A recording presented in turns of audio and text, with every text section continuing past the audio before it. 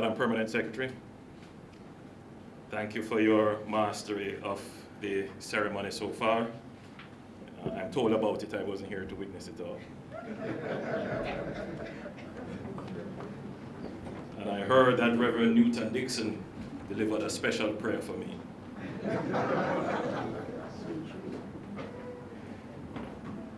And you will understand when I say, my dear friend Denise Daly.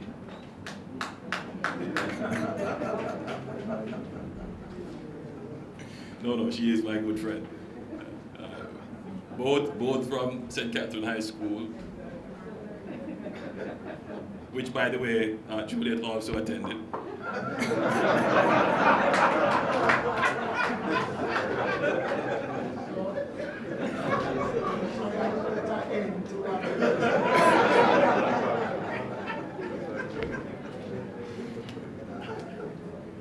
My friend, the Honorable Desmond McKenzie, your Minister of Local Government and Rural Development, and the Deputy Chair of the Disaster Risk Management Council, other ministers of government who are present, members of Parliament, permanent secretaries, and other public officials, Mr. Richard Thompson, the Director General of ODPEM, Parish Disaster Committee representatives, ladies and gentlemen, members of the media, good morning. I trust you have been having a productive National Disaster Risk Management Council meeting. Yes? As you are aware, a function of this council is to facilitate effective national coordination of preparedness for, response to, and recovery from any disaster or emergency situation, and to coordinate collaboration of stakeholders thereto. So this meeting is convened to facilitate the council undertaking this function. It is good to do, but it is also a requirement of the law. The 2022 hurricane season officially began on Wednesday, June 1. And this year will be our third hurricane season while we continue to manage the COVID-19 pandemic. I believe some people are of the view that because we ended the orders under the DRMA, that the COVID-19 pandemic is at an end. I'm happy to see that more than 80% of the room, no, a little bit more than that, let's say 90% of the room, and by the time I'm finished, I'm sure 100% of the room, well, 99% of the room will find it convenient to wear their mask. The advice that we have given, the strong recommendation, is that clearly indoors you should wear your masks. If you're going into public areas, particularly indoors, you should continue to wear your mask. Some countries have abandoned the mask protocols, they don't enforce it. But surprisingly, I was in LA at this Summit of the Americas, and quite a number of Americans are wearing their masks, even though it's not requiring them. People are taking personal responsibility. They are surveying the areas that they have to traverse, making a determination as the number of people they have to interact with. And I think that's what we have to do. It's the disaster of the COVID pandemic is not yet over. We are just managing it in a different way, where we believe that after 2 years of state-imposed orders and protocols, that should have now been internalized. And we should have a better social understanding of the health issue. And our social response should be strong enough to be able to address the health issue. And that is, in effect, the essence of public health, and how to get the social response to address public health issues. All right, so there are other issues which we are managing during the hurricane season.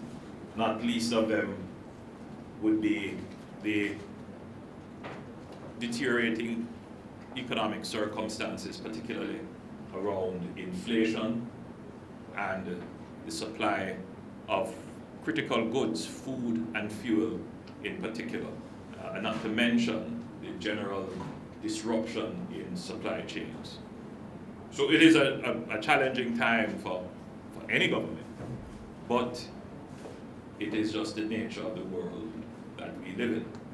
And if there's one thing that any government, any local authority should always have in mind, is that there will be disruptions. So you have to be prepared for disruption and in fact plan for disruption.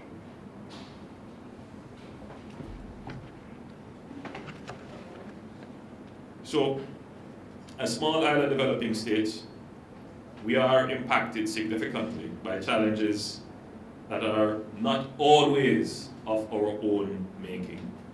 And we have to find ways to manage them and protect our people and economy. 2022 will be no different, but we have to remain focused and we have to remain in a posture of readiness. Now, I know you have been updated by the Met Office about the prediction of another active hurricane season in 2022. And this would make it the 7th consecutive above average hurricane season. In fact, the U.S. National Oceanic and Atmospheric Administration, NOAA, has predicted a 65% chance of an above normal season. There's only a 25% chance that you will have a normal season. So based on this, I think ODPEM and all the other agencies should start to cast your mind that you will have an above normal season. And the above normal could be more named storms or systems than before. It could mean that, with more systems, the probability of a direct hit increases. With more systems, the probability of a highly destructive system increases, and the probability of a direct hit also increases. So it is important that our mindset is that it is likely that Jamaica will be affected, and we have to be prepared for them. So I'm going to take that back from the universe.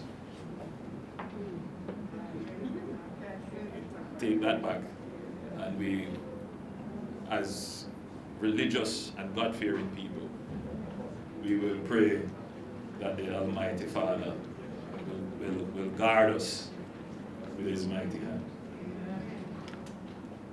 But we also are going to be prepared. So we must also take note that the hurricane season will be impacted by several climate factors, including the ongoing La Nina that is predicted to persist throughout the hurricane season. And of course, I don't need to explain what La Nina is. That is a cyclical feature, a weather feature, climate feature. It behooves us, therefore, to be prepared. Whatever situation may arise, whether a hurricane, whether it is flooding, which we have had now with more frequency,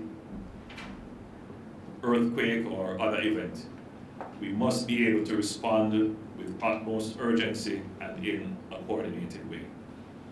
I'm reminding each of us once again that we are meeting today as a Disaster Risk Management Committee, and it is vital that we are proactive and manage disaster risks, looking out for and mitigating new risks, reducing existing risks, and strengthening our overall resilience. I'm therefore counting on each of you as important stakeholders and leaders to play your part to ensure that our internal systems, practices, and protocols are in a state of readiness for activation as needed. As I did last year, I encourage each of you to appraise yourself of the amendments made to the 2021 DRMA. All committees of council and parish disaster committees that have already been engaged in the COVID-19 response need to be on high alert for the hurricane season. The ADPEM, that has national responsibility for disaster response, must ensure that adequate relief resources are in place to respond to any eventuality, and that arrangements are made to procure additional supplies. And I'm taking it, Minister, that the budgetary allocations are in place for such. So I am, in my capacity as chairman, instructing the National Disaster Committee to direct its attention to the following priority areas: readiness of shelters and shelter operations. The Ministry of Education, Youth and Information should ensure that government schools that have been designated as shelters by ADPEM are open and equipped in a timely manner where necessary. Each parish disaster committee should work with ADPEM to update their shelter listing. So Minister Williams is here. I'm certain that you will activate the internal management at the Ministry of Education to coordinate with ADPEM and the Ministry of Local Government to ensure that our schools that are designated shelters, that they are ready. Shelter operations are of particular importance given the need to maintain COVID-19 infection prevention and control measures, proper sanitation, social distancing, mask wearing, etc. Drains. The National Works Agency and the Ministry of Local Government and Rural Development are to continue the process of cleaning the country's priority drain infrastructure ahead of the peak hurricane season, with priority to be given to those areas that are especially prone to flooding. So you would have had the presentation, I believe Varden would have made that presentation. As Minister of Works, I know that there is a budget. I will not say it is sufficient, but it is adequately and strategically distributed across the country. Some of it is driven by MPs selecting the drains based upon local knowledge that they know are of critical importance. Some of it is directed nationally, particularly at large and important drainage infrastructure. And some of it is directed by the municipal corporations. So it is important that with the limited funds that we have, which are not all directed by one source of intelligence, it is dispersed in terms of its direction, that all the agents who are making decisions about the selection of drains, the selection of personnel who are going to clear these drains, and the accountability for the use of the funds, that they first of all put aside the political imperative in the selection of the works involved in doing drain cleaning and pay attention to the imperative of ensuring that there is no flooding that could dislocate populations. So I hope I have said it as diplomatically as possible, but yet convey the meaning and the importance, right? Public works usually have a heavy content of political consideration, but when it comes to these things, which are a matter, as we say in Jamaica, life and death, we should make sure we are making a priority of preserving life. Evacuation routes. Once again, we must prepare for the evacuation of our citizens, if required, And it is particularly important that warnings and evacuation orders given by the ODPEM are heeded. The security forces will endeavor to maintain law and order and security at all times. The resources of the JUTC will again be utilized to facilitate evacuation support should the need arise. I recall once there was a disaster, we sent the buses, but people refused to go. But let me be clear, the government will always send the buses, and we will wait as long as we can without putting the drivers and the buses in danger. Ultimately, in this matter, the government would not seek to use its security forces unless it was absolutely necessary to forcibly remove anyone, unless it was absolutely necessary. But we ask our citizens to think carefully about the possibility that they could be marooned, there could be a disaster that impacts them and their family and their property, and it would require them to move at short notice or to relocate, and they should be mentally prepared for this. Now, part of the problem is that the disaster comes so quickly that they haven't been able, in their mind, to resolve the separation from their property. So I think a part of our public education, which I speak about, would be to place it in the minds of the public that they have to weigh the options carefully, that it might be more dangerous staying with their property than leaving their property. There is a general call, obviously, for the mainstreaming of disaster risk management and climate change adaptation in key sectors.